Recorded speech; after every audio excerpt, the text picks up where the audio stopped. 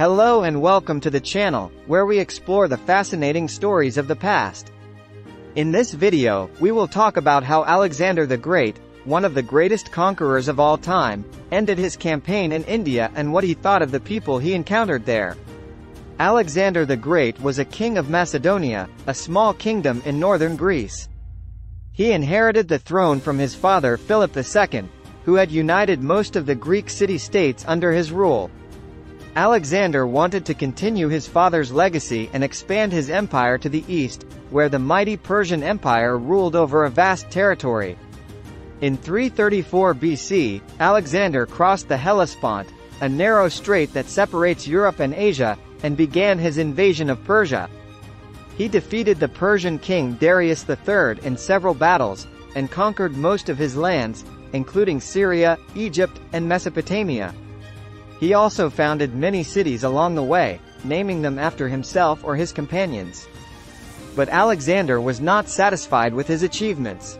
He wanted to reach the end of the world and the Great Outer Sea, which he believed was somewhere in India. He also wanted to emulate his hero Heracles, who had performed his famous 12 labors in various parts of Asia. So in 327 BC, Alexander crossed the Hindu Kush mountains and entered India. He was welcomed by some local rulers, such as Ambhi of Taxila, who offered him gifts and alliance. But he also faced resistance from others, such as Porus of Parava, who fought him at the river Hydaspes. The Battle of Hydaspes was one of the most difficult and costly battles for Alexander and his army. They had to face war elephants for the first time, which terrified their horses and caused many casualties. Alexander managed to win the battle by using his superior tactics and cavalry, but he was impressed by Porus' courage and generosity.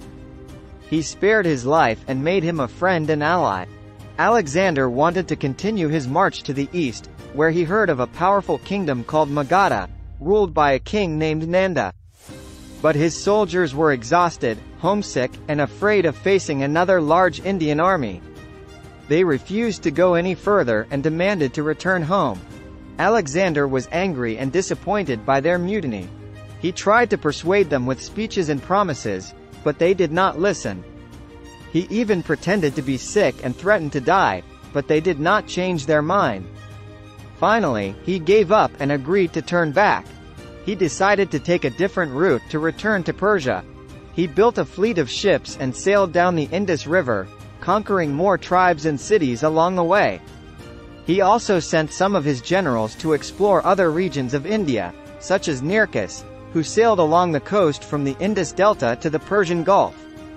Alexander reached Babylon in 323 BC, after a long and perilous journey through the desert of Gedrosia. He planned to launch new campaigns in Arabia and beyond, but he fell ill and died at the age of 32. His empire was divided among his generals, who fought each other for power. What did Alexander think of Indians? According to some ancient sources, he admired their culture and philosophy. He met some Indian sages or ascetics, who lived a simple and austere life in harmony with nature. He asked them questions about their beliefs and practices, and was amazed by their wisdom and wit. He also respected their bravery and loyalty. He praised Porus for being a worthy opponent and a noble king. He honored some Indian soldiers who fought for him with gifts and honors. He even married an Indian princess named Roxana, who bore him a son named Alexander IV. Alexander's invasion had a lasting impact on India and the world. It opened new routes of trade and communication between East and West. It introduced new ideas and technologies from Greece to India, and vice versa. It created a new cultural fusion known as Greco-Buddhism or Hellenistic Buddhism, which influenced art, literature, religion, and philosophy. Alexander's legacy is still remembered today as one of the most remarkable episodes in history. He is regarded as a hero by some, and a villain by others. He is celebrated as a visionary leader by some, and criticized as a ruthless tyrant by others.